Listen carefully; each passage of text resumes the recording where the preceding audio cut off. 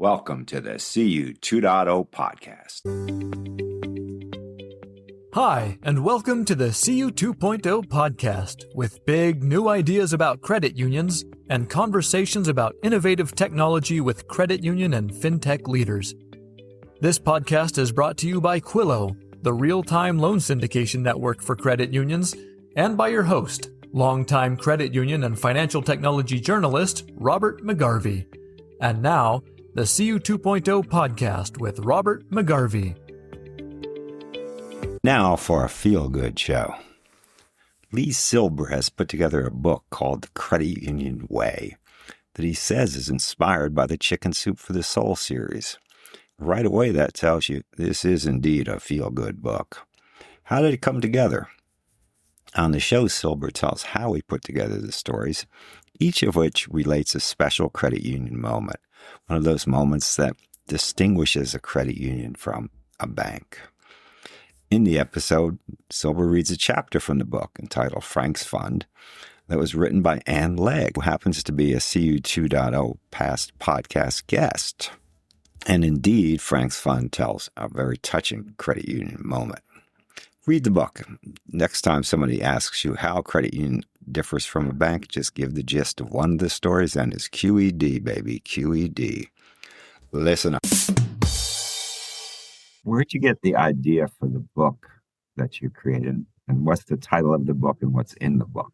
The idea behind the Credit Union Way, I was a contributor to the Chicken Soup for the Soul series of books. I just like that format where you could just read a story in just 5 minutes and feel good about yourself. And I'm a lifelong credit union member, and I speak in the credit union industry. And as I went around, I was surprised at how many people didn't understand what a credit union was. They didn't understand how it works. They just didn't know. And so I thought the best way to educate them was through stories, and that's how it came to be. Which Chicken Soup book did you contribute to? There are Yeah. lots. Okay, so I live just over my shoulder, about 100 yards is the beach. So I live near the beach, and I was a contributor of Chicken Soup for the Beach Lover's Soul. It was perfect. What year did that come out? Let's see. You're right. It's a long, long time ago, and they did a lot of them. Let's see, 2006. Wow, almost. If I had to guess, the first one came out late 1980s. Would be my guess. That's because I actually knew very well at that time Jack Canfield, the co-author of the series. I knew Mark Victor Hansen, the other co-author, to a much lesser extent than I knew Jack. And the Chicken Soup is the best-selling book series in the history of books, according to Jack. Who does have a history of he does have a history of exaggerating, but it's done terrifically well. So. Yeah, if we could all just have one Chicken Soup for the Soul series in our life, we're blessed. Oh, man, that's greedy. Yeah, right. Right. That's where the idea came from. That's like saying if I can only have $1 billion. Why stop there? No. Yeah. Well, that seems to be the prevailing attitude in America today. Why stop with one when you get 100? But so how have you promoted the book? Well, I thought this would be a great way because I love speaking to credit union industry and reminding them of how lucky they are and what great work they do. So the book kind of wasn't a door opener for me, but it's actually selling really well. So it's kind of done both things I'd hoped it would do. It educates people about how great credit unions are through stories, and it's opened some doors for me to be a speaker at credit union events. So it's done a great job in both regards. Now, how did you get contributors to the book? You would think it'd be easy, right? It's damn near impossible. It's insanely hard. I don't understand. It was like pulling teeth. I had a hard time, but like anything, once I got one, I used that to get another one, and it kind of like compound interest. It kept getting easier and easier. But even at the end, I needed one more story, and it wasn't easy to get. And how many stories altogether are in the book? 21. I, That's not I, exactly right because a couple of the stories have multiple stories within them. I talked about how the credit unions are right there in a disaster, and I used Pearl Harbor. There's Katrina. There's the LA fires. There's the Lahaina fire. Anyway, so about 30 maybe total. I can tell you how Jack got the stories for the first chicken soup. He went to motivational speakers who we knew very well from the motivational speaking circuit and said, just give me one of your favorite stories that we'll put it in the book. You're not going to pay me a penny for this, and you're going to get a lot of traction and notice. And so the people already had a story. They didn't have to write a story. This was a story they'd been telling on the speaking platform. And so I think he put together the book very quickly, actually. It took a long time to sell it, but he put it together very quickly. It's Well, some of the, I think, I'm not a psychologist, but I think some of the trepidation was I'm not a writer. I don't know how to write. So I ended up just tell me the story and I'll write it up for you. And that helped open some people up. so you wrote many of them. Okay. Yeah, I had to because they didn't either. They were not great.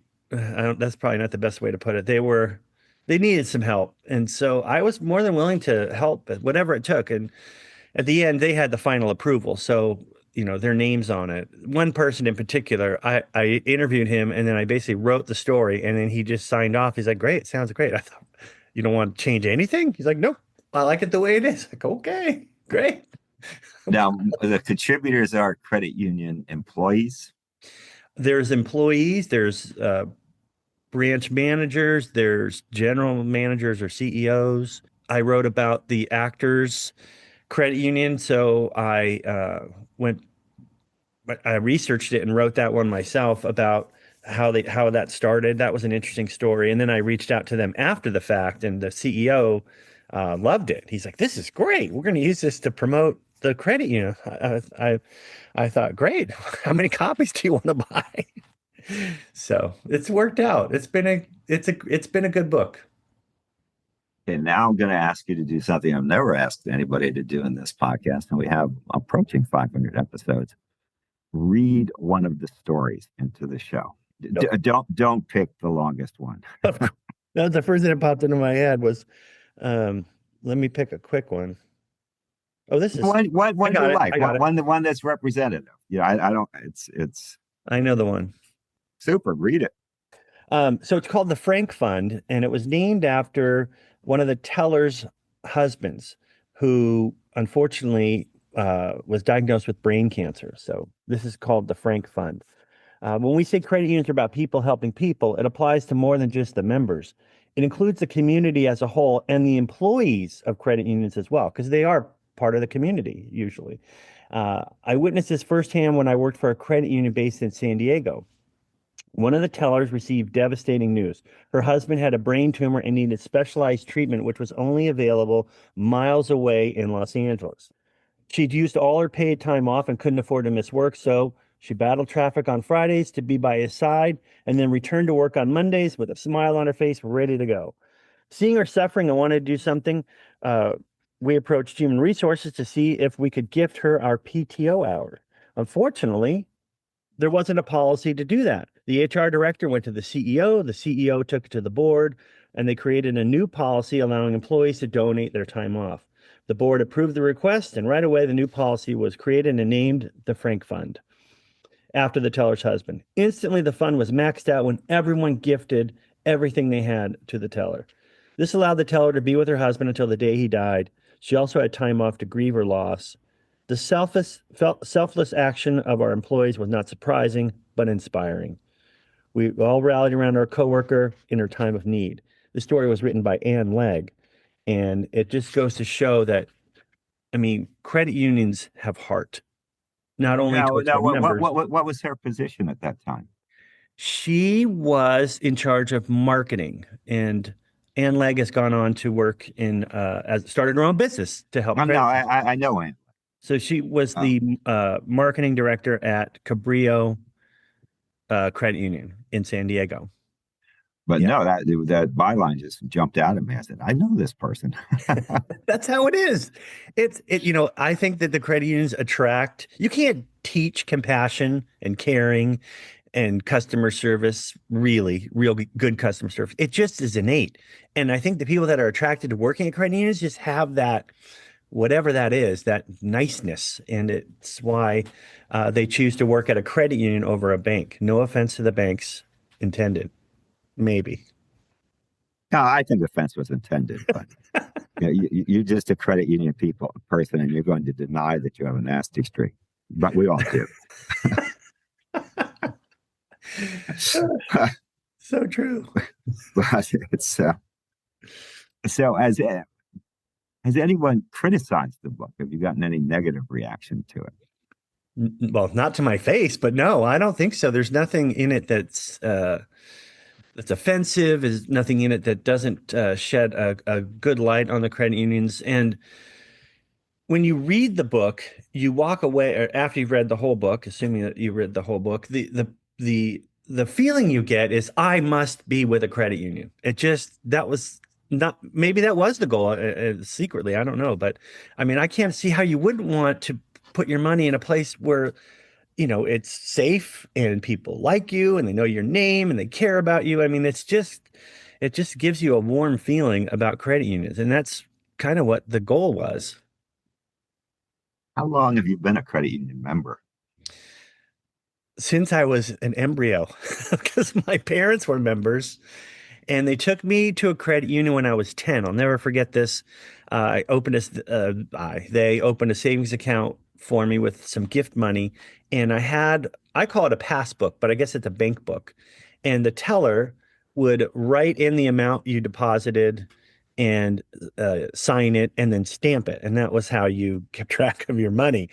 And I like that personal interaction, which we've lost with tellers and mobile banking, but with ATM, sorry, and mobile banking. But so I would go in and they would say, "Oh, look at this cute kid, and he's saving money." And oh, I wish I'd go back and talk to that young man and say, "Don't spend that money you put in the credit union when you're 16," because I was 10 when I started and I bought a car, terrible car. But I digress. You bought the car when you were 16. Yes, I used my I, I was, I, savings. I was going to say you're precocious if you bought it at 10. Uh, it's funny that you have that story because when I was a little kid, I think younger than 10, but not a heck of a lot younger, my father took me to a savings and loan and opened an account for me there. A savings account, obviously. And I wonder if people still do that today. Do they physically take their child into a branch and open an account? So I don't know. Interesting though. Yeah, I do fondly remember that. And like you, I liquidated that account as soon as I could. Uh, and I didn't even buy something tangible like a car. I don't even know what I bought. At least you can remember the car. Uh, there was an ad for the car, and they took a picture of the good side of the car. I remember this because when I went to pick it up, I'm like, where'd all these dents come from? Oh, that's the other side of the car. And it lasted for about 6 months, and then the engine died. And so there's a lot of life lessons in that story. But in the end of it, uh, I I had a car for 6 months, and I was cool. I was a cool kid. 16, my own car. It was Oh, absolutely. You were cool. Now, when you talk at credit union events and you mention the book, et cetera, do people come up to you and say, hey, I have a story? In other words, are you planning a sequel? Yes. And the stories, boy, some of them are just so inspiring, and it just makes me feel good to be a part of the movement. And the stories that I've heard that aren't in the book sometimes are the best, the better ones or the best ones. So yes, I'm actually working on volume 2, and I already have a couple stories. And people they have to tell these stories, and I guess they need an outlet for it. So a podcast like yours is great, and a book like mine is also great. And I think they just tell their friends and family these stories, and that's why uh, usually the friends and families are members as well. So when a credit union person hears this podcast and they say, "Hey, I got a story," what should they do? Just call me up. I'm that approachable, that easy to reach. Lee Silber, Silb as in boy, ER, leesilber.com. My phone number's there, or you can email me and we'll work it out. I'll help you write it, whatever it takes. We must get these stories out there. There's so many stories about credit unions coming to the rescue when um, people were at their worst, and a lot of times it was a tragedy, a flood or a divorce or a death or something, and the credit union was right there with them to help them get through it and come through it okay and maybe even better in the end. So I think we need to tell these stories and share these with people because you want to put your money somewhere where it is safe and it has all the great attributes that a bank would have, but it's more than that. It's not. It has everything a bank has and more. And I don't understand why everyone isn't a credit union member, but um, that's how I feel. I feel like everyone should be a member, but we'll just take what we can get. And in a way, it's kind of like when the Macs and iPhones first came out, everyone thought, well, you're one of those Apple people. And we were outliers. And I liked it. I was like different, special. And credit unions are different in a good way. And I think we're proud of being a credit union member. Like we feel like we know something that other people don't. We got this. We know the secret. But I'm sharing the secret, and we want more people under the tent. Well, it's a good thing to do too, because credit union messaging more and more is bank-like for a variety of reasons, most of them pretty good. But there is an undercurrent in credit unions that does differentiate it from banks, which is this actual caring about the member. Since you're not just a customer, you're a member, blah, blah, blah. Well, the way it's set up and designed, it's not meant to you give money back to the community. It's the members are part owner. I mean, there's just the whole structure of it lends itself to a whole different experience than a for-profit bank. And I think that's where it starts. And like I said, it seems like the people that gravitate to work at credit unions are just inherently nice and caring. And then the last thing I would say is with credit unions, as they merge, we're seeing more mergers as they go more to mobile banking and they do more automation, AI, and they're they're losing some of the specialness, but at the core of it, it will always be better and different in a good way. Back to the book. What would you say is the length in words of the shortest story in it? And what's the length in words of the longest story? And just ballpark it. There's a 200-word story, and it's only there because as I finished the book, I thought, oh, I got a hole here. I somehow miscalculated, and I wrote my passbook story that I was telling you earlier when I was 10. And so that's the shortest story. The longest story is, as far as pages, it's about 5 pages long and it's got a lot of dialogue. The person that wrote it remembered exactly what was said, and it's a really heartwarming story about a single mom who went into the bank and the teller and she wanted to know if the deposit was made overnight. Her ex-husband was supposed to put money in the account but didn't. And the teller said, "Well, you can just check this on your phone." And she said, "Well, my phone's not working."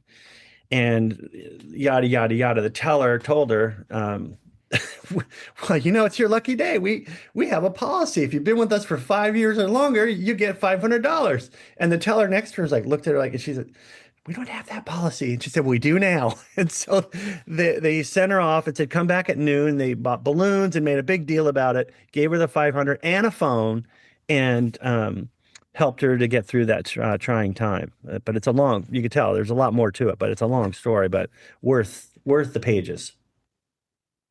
I got to read that one because where the heck did the 500 come from? Yeah, Oh, so she went to the branch manager and told her about this new policy, and the branch manager said, "Well, I'll put in 50," and then all the other. So it came from the other tellers. It was their own money. oh, okay. Because I was trying to see this I was trying to see the balance sheet here. It's entry $500 debit. Where'd the 500 come from? Oh, I took it from my cash drawer. Yeah, that would have been I say, still, wow, still a great story, but probably with a sing- different ending. that's singularly uncool.